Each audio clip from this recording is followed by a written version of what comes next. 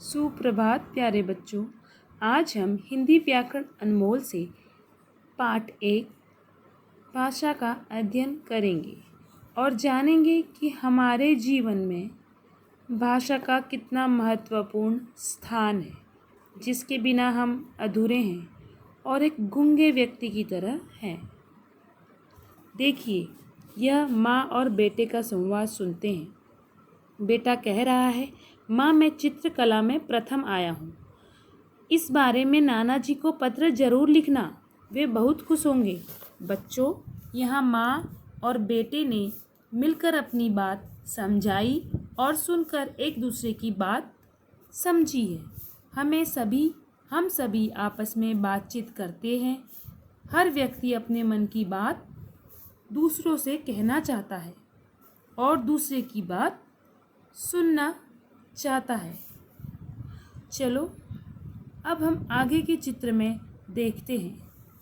आगे यह लड़का लिख रहा है और लिखकर अपनी बात प्रकट कर रहा है। उसकी नानी पत्र पढ़कर लड़के के मन की बात जान रही है। यानी हम बोलकर या लिखकर अपने मन की बात दूसरों तक पहुंचाते हैं और सुनकर और पढ़कर एक दूसरे की बात जानते हैं। समझे? जैसे कि मैं बोलकर आपको बात समझा रही हूँ और आप मेरी बात समझ रहे हैं। समझ रहे हो ना?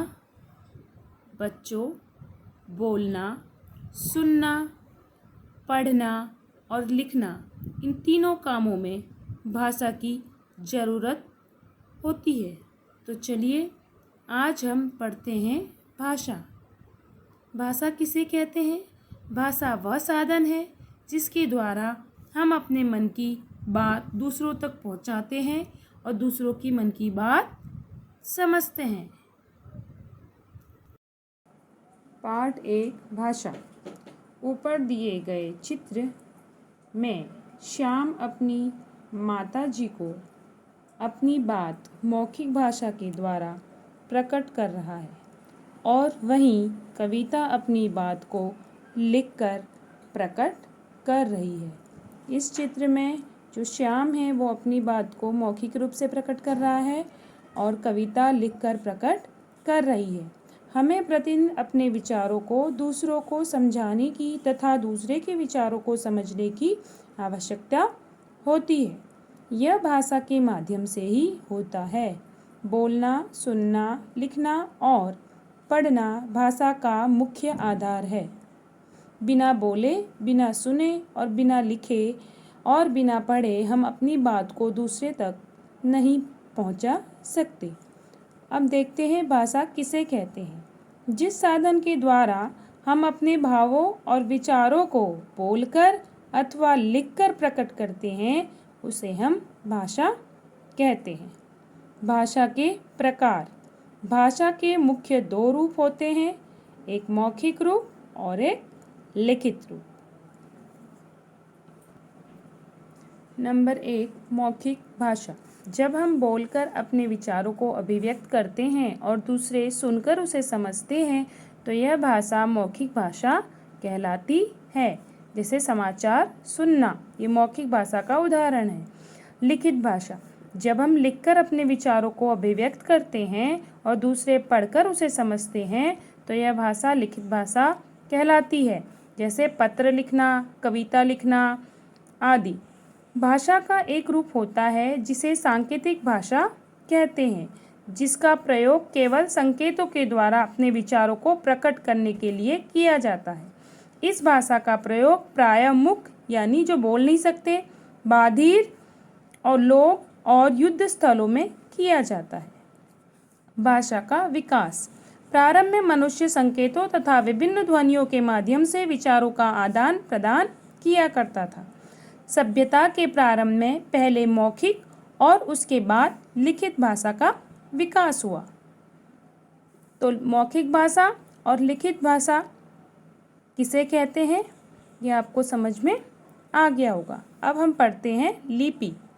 प्रत्येक भाषा को अलग अलग तरीके से लिखा जाता है। लिखने के इस ढंग को लिपि कहते हैं।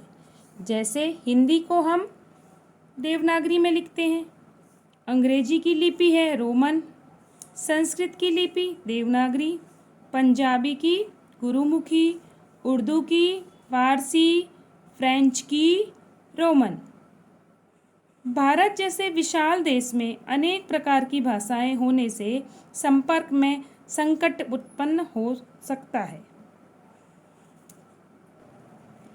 भारतीय संविधान ने 14 सितंबर 1949 को हिंदी को भारत की राज्यभाषा बनाया। 14 सितंबर हिंदी दिवस के रूप में मनाया जाता है। भारत में भिन्न भिन्न भागों में अनेक भाषाएं बोली जाती है। यही भाषा प्रादेशिक भाषा कहलाती है। जैसे कि पंजाब में पंजाबी, गुजरात में गुजराती, इस तरह से। अब हम देखते हैं कि कौन से प्रदेश में कौन सी भाषा बोली जाती है।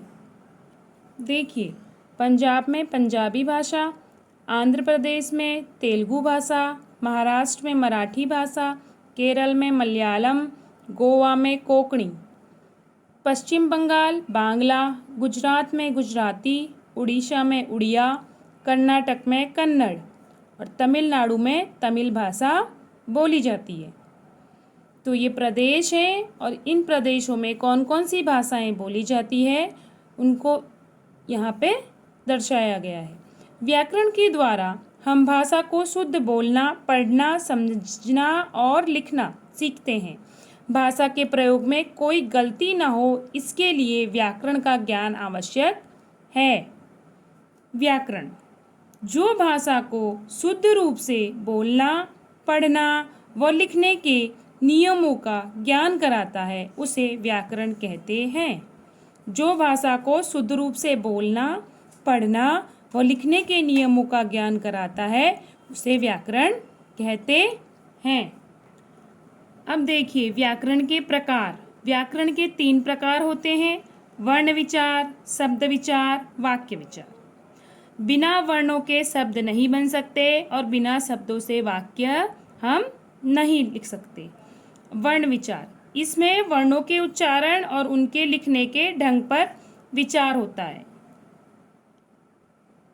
शब्द विचार, इसमें वर्णों के मेल से बने शब्दों तथा उनके भेदों पर विचार होता है। वाक्य विचार, इसमें वाक्य की रचना पर विचार होता है। तो आपने देखा वर्ण विचार, शब्द विचार, वाक्य विचार। इसे ध्यान से सुनिए और समझिए। धन्यवाद।